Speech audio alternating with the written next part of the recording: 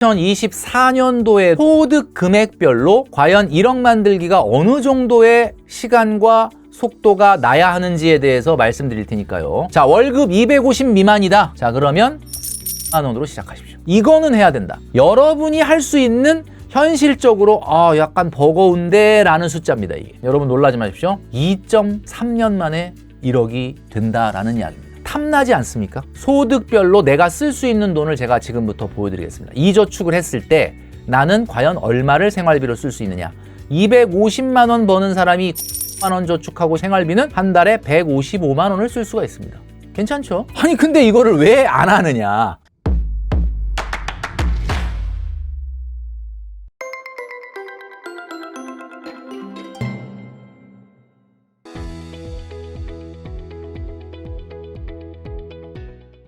네, 혼쭐이 여러분 안녕하십니까? 돈으로 혼쭐 내는 남자, 우리 혼쭐이들의 영원한 경제 멘토 돈줄남 김경필입니다. 자, 오늘 이 시간에는 새해를 맞이하여서 2024년도에도 소득 금액별로 과연 1억 만들기가 어느 정도의 시간과 속도가 나야 하는지에 대해서 말씀드릴 테니까요. 영상 끝까지 시청해 주시면 좋겠습니다. 자, 영상을 시작하기 전에 먼저 공지사항을 하나 말씀드리려고 하는데요. 돈줄남이 그동안에 한 달에 한 번, 두 달에 한 번 정도 오프라인에서 CGV 강연을 열었었는데 많은 분들이 주말에는 해주면 안 되냐, 뭐 지방 같은 경우는 뭐 어떻게 하냐, 뭐 이런 이야기들을 굉장히 많이 해주셨거든요. 자, 그래서 드디어 2024년도 새해 돈줄남의 김경필 머니 트레이너의 오프라인 강연을 주말에 열게 됐습니다. 자, 이 주말에 사실 영화 보러 CGV에 많이 오시는데 그 영화를 다 밀어내고 제가 특별 강연을 집어넣은 거기 때문에 여러분들 주말에 꼭 한번 강연을 위해서 참석을 해주시면 좋겠다라는 말씀을 드리고요. 고정 댓글에 참여하실 수 있는 링크가 있으니까 여러분 참여해 주시면 좋겠다라는 말씀을 드립니다. 자, 오늘 제가 말씀드린다라고 했던 내용이 바로 뭐냐면 월 소득별로 2024년도 버전으로 과연 1억 만들기의 솔루션을 어떻게 가져가야 하는지, 그리고 소득 금액별로 나는 어느 정도의 속도로 언제 1억에 도달할 수 있는지를 말씀드린다라고 했는데 바로 이 내용입니다. 자, 굉장히 복잡하죠. 그래서 이 내용을 조금 이따 자세하게 설명을 드리도록 하고요. 우선 2024년도에 여러분 새해 계획을 잘 세우시고 지금 실천하고 계실 거라고 보는데요. 2024년도에는 반드시 가장 조심해야 할 것이 있는데 그게 바로 FOMO라고 하는 겁니다. 제가 계속해서 강조드리고 있는데 내가 투자를 한다라고 할 때 내가 공포감에 의해서 나만 좀 뭔가 뒤처지는 것 같은 좀 안타까움에서 시작을 하면 안 된다라는 말씀을 드렸죠. 왜냐하면 그때가 바로 그 자산이 가장 비쌀 때다라는 이야기입니다. 자, 그리고 또 하나 주의해야 되는 것은 일반화의 오류에 빠지면 안 됩니다. 자, 돈줄남이 항상 강조하는 것이 일반화의 오류에 빠져서 사기도 당하고 잘못된 결정을 하는 경우가 너무 많다라는 거죠. 자, 우리가 영상을 보다 보면 이런 걸 많이 봅니다. 자, 1년 전 엔비디아, 애플, 테슬라 추천, 주식시장 곧 크게 오를 겁니다. 이 주식 꼭 사세요. 자, 이런 썸네일을 보면은 이거 클릭을 안 할 수가 없거든요. 이 주식을 꼭 사라. 그거 도대체 무슨 주식인데? 사실 이게 들어가 보면 딱 그 주식을 찝어주는 것도 있지만 잘 안 찝어줍니다. 근데 사실 이 제목이 우리가 일반화의 오류라는 게 뭐 예를 들면 어떤 종목을 찝어줬다라고 한번 가정을 해보겠습니다. 자, 그러면 이 주식을 도대체 언제 사라는 건지, 어떤 가격에 사라는 건지, 어떤 가격엔 위험하고 어떤 가격에는 위험하지 않고 뭐 이런 내용이 나오는 게 아니거든요. 한마디로 이런 제목을 보고 들어가게 된다면 이 영상은 계속해서 볼 수 있는 거 아닙니까? 시점도 다르고 보는 분들의 상황도 다 다르기 때문에 이거야말로 일반화의 오류를 일으킬 수 있는 그런 영상들이죠. 또 이런 거 있습니다. 2024년 이 세 개의 주식 사놓고 무조건 기다리면 부자가 될 겁니다. 예. 몇 년 기다려야 부자가 되는지, 그 다음에 어떤 사람이 사야 되는지, 언제 사야 되는지, 어떤 가격 이상이면 안 되고 어떤 가격 이하면 뭐 되고 이런 거 얘기 안 해주거든요. 이런 것들이 듣는 사람 입장에서는 일반화의 오류를 일으킬 가능성이 많다라는 겁니다. 그래서 사실은 웬만해 가지고는 우리 혼쭐이 여러분들이 착각을 하거나 일반화의 오류를 일으킬 수 있는 내용은 배제하려고 노력을 하고 있거든요. 자, 올해 굉장히 조심해야 됩니다. 왜냐하면 뭐 해외 주식 같은 경우는 2021년도에 최고점 대비 거의 96, 7%까지 회복을 했기 때문에 지금 상황은 상당히 자산 가격이 좀 오버프라이싱 돼 있는 상황입니다. 물론 대부분의 전문가들이 뭐 올해 상반기도 좋을 거다 이야기하지만 사실 좋다라는 개념은 가격이 이렇게 엄청나게 오른 상태에서 좋다는 건 매우 상승하더라도 그 가격이 제한적일 가능성이 있다라는 이야기입니다. 지금 자산시장의 민감도가 얼마나 높으냐. 제가 말씀드리고 있지만 5만 원 하던 주식이 하루아침에 16만 원이 돼요. 너무 해피하죠. 여러분들이 갖고 있는 주식이면. 근데 문제는 이 올라간 그래프를 잘 보시면 굉장히 그 유지하는 순간이 짧다라는 걸 알 수가 있어요. 그 다음에 또 여기 한번 보시면 6만 원 정도 하던 주식이 갑자기 22만 원까지 가는데 이 선 보이십니까? 예. 유지된 날짜가 하루밖에 안 돼. 하루 이틀밖에 안 돼요. 그러니까 이게 무슨 얘기냐면은 이렇게 자산의 민감도가 올라가게 된 이유는 뭐냐? 이 자산이 어떤 이슈가 있었느냐? 한마디로 그냥 뭐라 하더라, 카더라라고 하는 내용 때문에 이렇게 자산 가격이 올라가. 그러면 결국 반대로 유지되지 못하고 이렇게 떨어졌다는 얘기 아니겠습니까?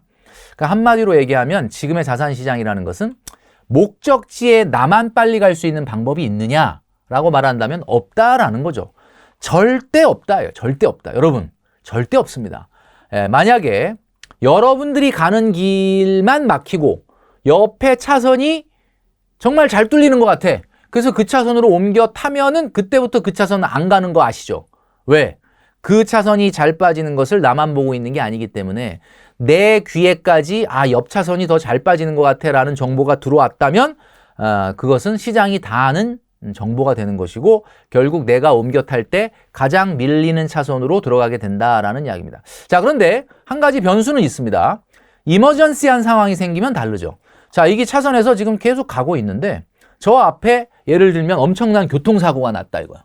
그럼 어떻게 해야 됩니까? 이거는 그냥 돈줄남이 그러는데 2차선으로 가나 저 차선으로 가나 그게 큰 차이 없다 그러니까 무조건 기다려야 됩니까? 아니죠. 이럴 때는 나가야죠, 바깥으로.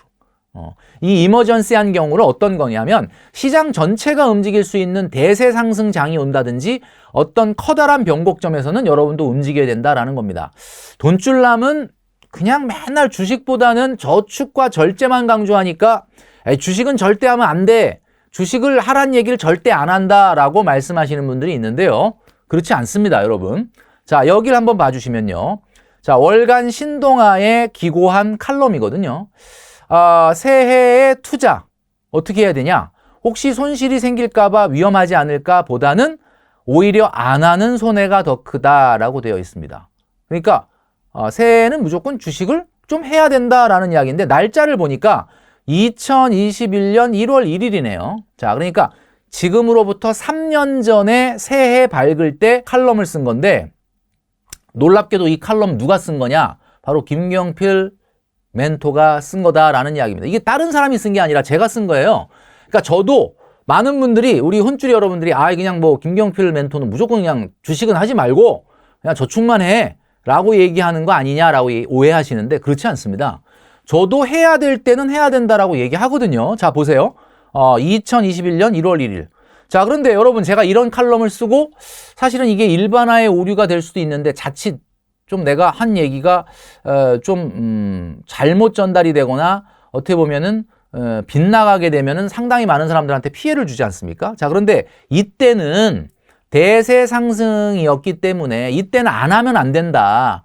이제 속된 표현으로 그냥 숟가락을 다 얹어야 된다라고 말씀드렸던 거거든요. 근데 결과가 어땠습니까, 여러분? 여러분도 기억하시겠지만 S&P 500을 기준으로 봤을 때 2021년도에 이렇게 역사상 정말 찾아볼 수 없는 엄청난 급등이 있었죠.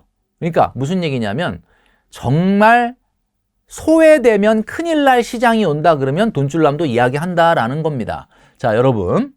자, 그래서 제가 강조하는 게 점진적으로 증가하는 저축을 해야 된다라는 겁니다. 자, 그래서 올해는 말이죠. 우리 혼줄 여러분들 점진적으로 증가하는 저축을 해보자. 점진적으로 증가하는 저축이라는 게 뭐냐? 지금 우리 혼줄 여러분들 다 1억 만들기 저축하고 있죠. 근데 어떻게 하실만 하십니까? 어떻습니까? 하실만 하다고요? 아니 힘들다고요? 자, 여러분 운동할 때도 내가 바벨을 들 때 20kg 가뿐하게 든다. 30kg 가뿐하게 든다. 계속 30kg만 드실 거예요? 조금 좀 35kg 또 20kg 들다 25kg 이거 도전해야 되지 않겠습니까? 결국 목표를 향해서 점진적으로 증가되는 소득을 해야 된다라고 말씀드리고 싶습니다. 왜? 왜 그러죠? 2024년도에도 소득은 증가할 거기 때문에 그렇습니다. 자, 그런데 아쉽게도 소득이 증가하지만 사실은 소비도 증가합니다. 그러니까 무슨 얘기냐면 여러분들이 소득이 증가한다. 너무 기쁜 일이죠? 그런데 소득이 증가하면 뭐가 증가해요? 소비가 같이 증가한다는 거예요. 그러니까 같이 저축도 점진적으로 올려주지 않으면 어떻게 되는 거예요? 그렇게 되면 여러분들은 점점 저축률 떨어지고 그 다음에 사실은 저축을 더 할 수 있음에도 불구하고 그냥 해이해질 수밖에 없다. 그러니까 뭐 무작정 올라간 소득을 다 저축할 수는 없겠지만 소득이 증가하는 만큼 소비도 증가하기 때문에 여러분의 저축도 점진적으로 올려줘야 된다라는 이야기입니다. 많은 분들이 근데 멘토님 뭐 월급이 안 올라요. 뭐 이렇게 얘기하시는 분이 있는데 평균을 한번 살펴보면 그 무서운 평균을 살펴보면 2021년도 평균 임금 상승률은 3.6%였습니다. 그러니까 안 오르진 않아요. 어쨌든 조금이라도 오릅니다. 여러분. 자, 지금 보여드리는 화면 화제 5분, 외상 1시간 이게 뭡니까? 뇌졸중 3시간 이게 뭘까요? 그렇죠. 바로 여러분도 느끼는 골든타임입니다. 자, 저축에도 골든타임이 있습니다. 바로 저축에도 때가 있다라는 이야기인데 여러분 저축에는 골든타임이 15년입니다. 자, 여러분 만약에 여러분들이 사회초년생으로 직장생활을 시작했다 그러면 지금부터 15년 동안은 저축을 할 수 있다는 건데 거꾸로 얘기하면 15년이 지나면 어떻다? 저축을 아예 못할 수도 있다라는 이야기죠. 자, 그래서 매년 예를 들어 5%씩 저축을 증가시킨다고 보고 15년을 증가시키면 15년 후에 여러분들의 저축 금액이 2.07배가 될 수가 있습니다. 자, 여러분 2.07배보다 더 하기는 어려울 거예요. 여러분이 만약에 지금 100만 원을 저축하고 있잖아요. 그럼 여러분들은 15년 후, 그 이후에는 저축을 못할 수도 있다 그랬으니까 15년 후에 최대 207만 원 정도 저축할 수 있을 거다.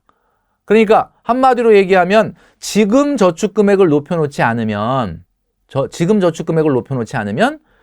고작 15년 동안 딱 2배밖에는 저축이 증가하지 않는다. 5% 증가한다고 봤을 때 5%도 상당히 사실은 쉽지 않은 거거든요. 자, 그래서 돈줄남이 지금부터 말씀드리는 내용을 그대로 실천하면 이 중력의 힘을 벗어나서 여러분들이 저축을 늘릴 수 있을 것이다 라는 말씀을 드립니다. 자, 매년 저축액을 증가시키는 점진적인 저축 방식을 지금 돈줄남이 강조하고 있는데 매년 이렇게 증가하는 거죠. 스무스하게 이렇게 증가하는 거죠. 과거에 말씀드렸던 내용. 자, 보시면 10만 원 증액. 왜냐하면 여러분 5%나 10% 증액을 하게 되면 나중에 너무 금액이 커지거든요. 그래서 가장 많은 게 10만 원 증액이 제일 일반적입니다. 자, 그러면 월급이 200, 250밖에 안 되는 분들은 제가 어떻게 하라 그랬습니까? 95만 원, 105만 원, 115 이렇게 10만 원 증액으로 하라 그랬죠. 자, 그럼 이게 몇 % 올라가는지 계산을 해봤습니다. 자, 95에서 105 올라갈 땐 10% 증가한 건데 그 다음에는 9.5%, 그 다음엔 8.7%. 이거 똑같이 10만 원씩 증액을 하는 겁니다. 8.0%, 7.4% 이렇게 떨어져요. 증가율은. 그러니까 여러분 월급이 많건 적건 간에 10만 원 증액 플랜으로 제가 만들어 본 겁니다. 자, 제가 2024년도에 우리 혼쭐 여러분들에게 말씀드리는 것은 목표의식 아니겠습니까? 자, 지금부터 말씀드리도록 하겠습니다. 자, 월급 250 미만이다. 자, 그러면 95만 원으로 시작하십시오. 95만 원. 이거는 해야 된다. 그리고 10만 원씩 증액을 하라라는 이야기죠. 자, 그 다음에 내가 월급이 300 미만이다. 자, 그러면 126만 원을 하고 10만 원 증액을 하십시오. 자, 두 가지를 말씀드렸습니다. 95만 원에 10만 원 증액 플랜. 매년 10만 원 증액이에요. 그 다음에 300만 원은 126만 원에 10만 원 증액. 이거는 해야 된다라는 이야기입니다. 자, 그러면 350은 어떻게 하느냐? 350은 153만 원을 하시고 10만 원 증액을 하십시오. 자, 153만 원에 10만 원 증액. 자, 그 다음에 400만 원은 175만 원을 저축하고 10만 원 증액하십시오. 자, 여기까지 공통점이 뭐죠? 월급이 많건 월급이 적건 요거 조금 힘든데, 약간 벅찬데 라는 저축이지만 해가 바뀔 때마다 정말 마음만 먹으면 할 수 있는 10만 원씩만 증액을 하는 거예요. 이거 무리는 없거든요. 10만 원 증액. 자, 그리고 월급이 500이다. 그러면 242만 원을 저축하고 10만 원 증액을 하시면 됩니다. 자, 여기서도 10만 원 증액이에요. 자, 월급이 600이다. 그래도 285만 원 저축하고 10만 원 증액입니다. 자, 그러면 이게 어떻게 해서 나온 건지를 제가 지금부터 말씀드릴게요.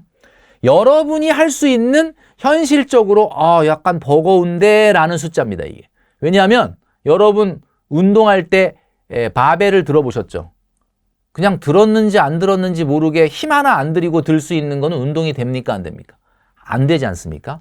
이 금액은 여러분들이 어떤 소득대이든 만만하진 않은데 약간 이런 느낌입니다.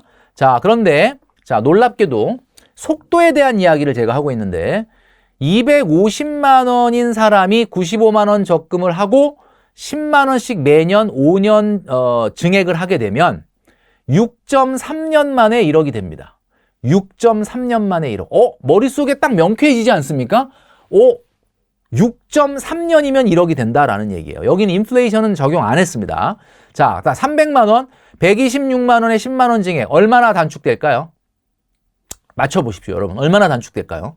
5.3년. 와, 1년이 단축이 됐네. 1년 단축. 자, 그러면 여러분 5.3년을 만에 1억을 만들려면 내 소득이 빨리 300을 만들어야 되는 거예요. 거꾸로 얘기하면 그렇죠. 자, 그 다음에 153만 원을 저축을 하고 10만 원씩 증액을 하면 몇 년 걸리느냐? 4.6년. 와, 드디어 5년이 안 걸리기 시작을 했습니다. 4.6년 만에 1억이 됩니다. 자, 175만 원을 저축하고 10만 원 증액을 한다. 그러면 4.1년 걸립니다. 4.1년. 자, 여러분 여기서부터는 눈을 크게 뜨고 바라봐 주십시오. 만약에 내가 242만 원 저축을 하고 1년 후에 딱 10만 원만 더 저축하는 저축을 시작을 한다라고 보면 놀랍게도 3.1년 만에 1억이 됩니다. 3.1년. 야, 진짜 3.1년 만에 된다 그러면 정말 해피할 것 같네요. 자, 285만 원씩 저축을 하고 10만 원 증액을 하면 여러분 놀라지 마십시오. 2.3년 만에 1억이 된다라는 이야기입니다. 탐나지 않습니까? 이 이야기는 600만 원 소득 올린 사람만 285만 원 저축을 하라는 법은 없습니다. 어떤 분은 400, 500 벌어도 그냥 나 600만 원에 저축해도 됩니다. 이거 뭐라고 안 합니다, 이거. 자, 나 400 벌지만 285 한번 해보자. 이거 할 수 있습니다. 그렇게 되면 2.3년이라는 이야기죠. 자, 이때 소득별로 내가 쓸 수 있는 돈을 제가 지금부터 보여드리겠습니다. 이 저축을 했을 때 나는 과연 얼마를 생활비로 쓸 수 있느냐. 250만 원 버는 사람이 95만 원 저축하고 10만 원 증액을 하면요. 생활비는 한 달에 155만 원을 쓸 수가 있습니다. 괜찮죠? 네, 155만 원. 300만 원인 사람은 이 저축을 시작을 하면은 174만 원을 저축할 수 있습니다. 이게 10만 원 증액을 하더라도 여러분 계산을 해보면 임금 상승률이 있기 때문에 이 금액이 나와요. 자, 350만 원을 저축하는 분이 153만 원 저축을 하면 생활비로 197만 원을 쓸 수가 있습니다. 자, 400만 원은 225만 원 쓸 수가 있고요. 500만 원 버는 사람이 242만 원 저축을 하면 258만 원을 생활비로 쓸 수가 있습니다. 그리고 600만 원을 버는 사람은 2.3년 만에 1억을 모으면서도 한 달에 생활비를 315만 원을 쓸 수가 있어요. 아니 근데 이거를 왜 안 하느냐. 자, 이렇게 눈으로 보면 여러분들이 뭐 괜찮네. 1억 만들기 저축을 하면서도 꽤 나쁘지 않은 생활비를 쓸 수 있네. 근데 왜 안 하는 겁니까 도대체? 여러분, 제가 지금 1억 만들기 솔루션을 2024년도 버전으로 점진적으로 증가시키는 저축으로 다시 만들어서 말씀드리니까요. 우리 혼쭐이 여러분들 지금 하고 있겠지만 금액을 조정하더라도 이 속도에 맞추시기를 바라겠습니다. 제가 정리해서 다시 한번 말씀드리도록 하겠습니다. 월소득 250만 원은 6.3년, 월소득 300만 원은 5.3년, 그리고 월소득 350만 원은 4.6년, 월소득 400만 원은 4.1년, 자, 그리고 월소득 500만 원은 3.1년. 놀라지 마십시오. 월소득 600만 원은 2.3년 만에 1억을 달성할 수 있습니다. 이 속도는 반드시 해야 된다. 자, 이게 어떤 효과가 있는지를 마지막으로 말씀드리고 마무리를 하도록 하겠습니다.